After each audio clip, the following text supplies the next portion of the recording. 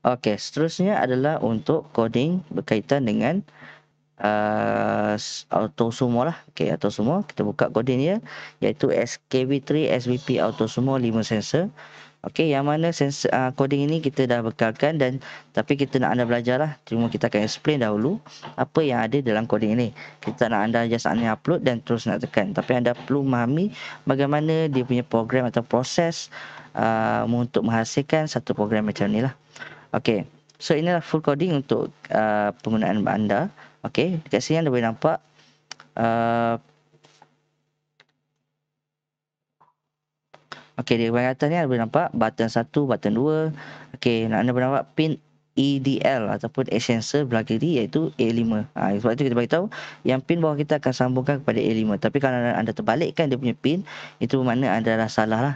Okey, threshold ni adalah ini adalah threshold yang kita bagi tahu tadi iaitu warna putih dan hitam. Contohnya kalau hitam saya adalah 800, putih saya adalah di bawah 50, saya akan tukarkan ni kepada lebih kurang dalam 200. Ini bergantung kepada anda punya nilai. Mungkin sensor anda ada kelainan sikit ke ataupun nilai dia berbeza sikit dengan saya. So kemungkinan anda perlu tukar dan pastikan nilai yang anda guna tu sesuai untuk diletakkan lah. Contohnya saya 700 turun sampai bawah 50. Okey. Okay, seterusnya adalah pin untuk pin left sensor, front left, front center, front right dan juga pin right. Okey, ini merujuk kepada sensor kita pada kanan, depan semua tu lah. Sebab tu kita susun A0, A1, A2, pin 2 dengan pin 8. Okey, ini merujuk dia. Okey, dan ini juga untuk motor driver yang kita gunakan. Okey. Ada sedikit masalah kat sini tapi anda boleh follow je. Okey, kemudian ini adalah kita panggil check sensor lah. Ini threshold lah. Kat sini yang threshold akan diguna pakai iaitu threshold left berapa, R berapa. Kat situ memberi peranan lah untuk tukarkan nilai daripada 0 ke 1. Okey, ini motor steer tak ada apa-apa, anda boleh pakai saja. Okey. Okey, inilah proses bila anda dah onkan robot. Robot akan menyalakan lampu pin 13.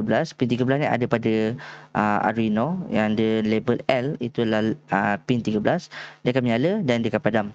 Okey, kemudian dia akan masuk kepada dalam inilah. Okey, di sini anda boleh nampak bila button 1 iaitu button 1 itu ditekan, okey, automatik LED pada pin 13 ataupun pin yang berlabel L di atas Arduino Nano akan menyala dan kemudian 3 second kemudian baru dia akan pergi ke bawah. Maksudnya dia akan menyalakan lampu selama 3 second dan barulah robot tu akan bergerak. So mana kat sini adalah kita panggil delay yang perlu anda tune sekiranya dalam tandingan memerlukan anda boleh bergerakkan robot selepas 5 second. So anda perlu tukar daripada 3000 ni kepada 5000. 1000 bersamaan dengan 1 second. Okey. So dekat dalam ni dia ada bacaan untuk edge sensor. Okey, edge sensor ini adalah sensor bahagian bawah. Okey. Bila sensor bahagian bawah kiri detect, apa yang anda nak buat? Sepatutnya bila sensor kiri detect, okey, kalau anda boleh lihat di bahagian video. Okey, saya bayangkan sensor saya daripada kanan ini sensor kiri. Bila sensor kiri detect, maknanya dia mendetect putih. Apa yang kita nak buat? Sama ada kita nak reversekan dia dan ke kanan. Betul tak? Okey, so jangan kita jumpa yang kiri kita pergi kanan. Kanan tu maknanya kita nak keluarkan lagi robot. So kita kena pastikan bila kita keluar pada track, kita akan masuk balik.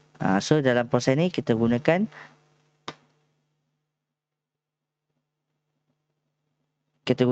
iaitu bila sensor kiri detect, robot akan buat pergerakan automatik ke kanan. So dekat sinilah nilai speed iaitu 150 yang anda boleh tune lah kalau anda nak. Tapi 150 ni pun dah kira laju. Dan ini berapa tempoh lama untuk dia masuk. Maksudnya berapa tempoh lama dia ke kanan. So kalau anda rasa macam terlalu over sangat ke kanan, anda boleh kurangkan daripada 150 ke 100. Tapi kalau anda rasa macam tak cukup sangat, anda boleh tambahkan sikit. Okay, sama juga untuk sensor yang bawah iaitu bila sensor bawah detect kosong atau putih, dia akan buat pergerakan ke kiri. Sama juga dengan nilai speed dan berapa tempoh lama untuk dia ke kiri. Okey, jelas Okey, lepas tu barulah dia akan pergi ke bawah ini pula. Okey. Dekat sini boleh nampak bila button ataupun sensor iaitu FC center, front center detect. Okay, front center mata tengah sekali. Bila dia detect, apa yang kita nak buat ialah kebanyakannya orang akan serang lah. So bila serang, kita akan meletak speed nilai dia berapa. Contoh maksimum dia adalah 255, anda boleh letak lah. Kalau anda rasa 200 tu tak cukup kuat, anda boleh naikkan lagi lah. Tapi kalau anda rasa dah cukup kuat, anda boleh maintain sajalah. Okey, so maknanya kalau jumpa depan, apa kita buat iaitu kita serang ke depan. Okey, sekiranya adalah front left. Front left ni saya beritahu yang sebelah kiri yang bahagian depan. Okey, sekiranya robot ada detect objek sebelah kiri kita, front left lah. Okey, maknanya motor kiri kita akan letak slow dan motor kanan akan buat laju. So akan ada pergerakan kita panggil sebelah kanan tu akan laju, belah kiri slow, dia akan macam melajak ke kiri. Sama juga dengan konsep untuk FR, sebelah kanan laju, sebelah kiri slow. So dia akan nampak lajak kanan lah. Okey, dan apabila ada robot bertemu di sebelah kiri betul-betul sudut 90 degree, so kita akan buat pergerakan left axis dengan kelajuan 150 dan juga ada delay. Okey, so delay ni lah yang anda boleh ubah supaya bila robot tu detect, dia akan pandang automatik 180. Okey, tunjuk dalam video. Okey, so contohnya bila ada front left, so motor kiri akan slow dan dia akan laju kat sini lah. Maksudnya dia akan mengejar objek tersebut. Okay, kalau sebelah kiri ada detect, dia tak boleh guna macam tadi, tapi dia kena buatkan satu pergerakan yang macam ni. So anda kena test lah kelajuan 150 dan juga delay yang letak tu cukup tak bila ada objek tepi ni dia pandang terus. Jangan dia tengah ada objek dia pandang sini. So dia tak cukup. Sebab kita nak kalau boleh ada objek lalu sini, dia pandang dia terus ikut. Macam tu.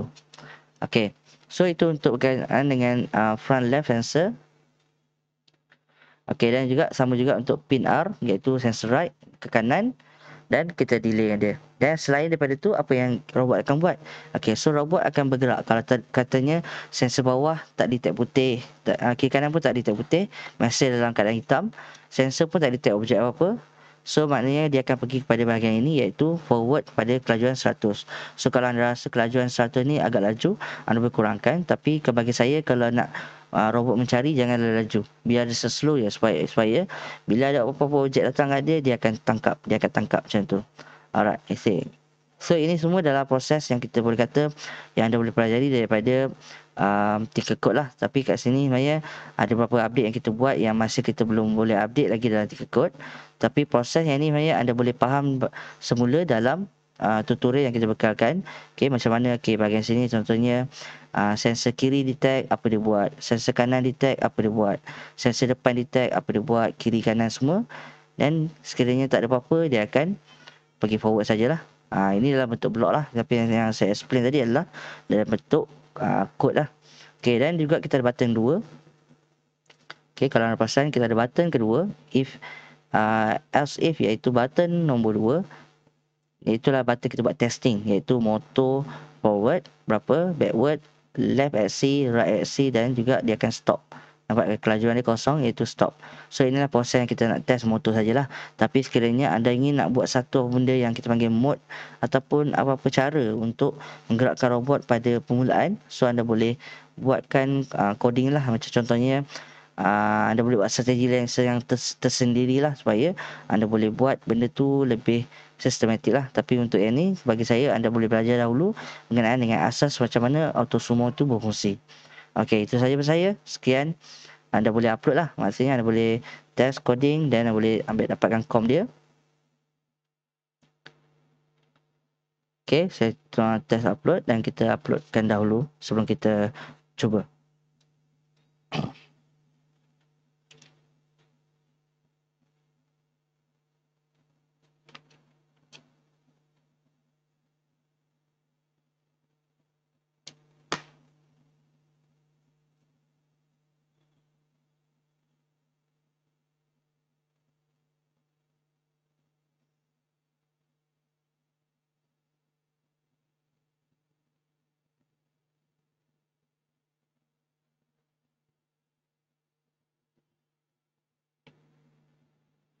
Okay, so saya dah upload. Kalau kita nak tengok pengguna testing lah, kita buat test pada atas tangan lah kita panggil. Okay, so saya boleh on. Saya cabut dahulu. Okay, kalau anda boleh buatkan ada switch lagi bagus lah. Okay, so saya masukkan dahulu saya punya bateri dan automatic akan on. Okay, kalau anda perasan kat sini bila saya onkan dia saya resetkan dia. Okay, dia akan lampu satu nyala kat sini. Nampak? Nyala. padam. Okey, itu maknanya sensor tu akan menyala pada 1 second dan kemudian dia akan padam lah.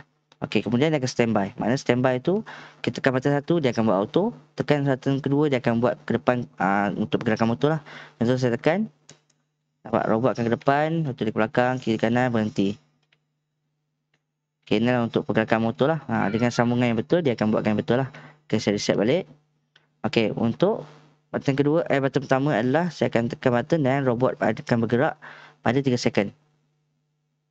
Okey, nampak? Semua pada 3 second dia akan bergerak.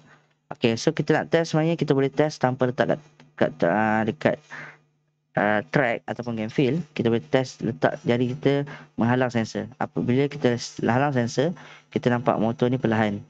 Bila kita lepas dia akan bergerak balik. Sama juga kita test sensor sini. Motor sebelah kiri ni akan slow dan motor kanan laju. Kalau kita test kat sini nampak dia akan buat pergerakan yang ke kanan.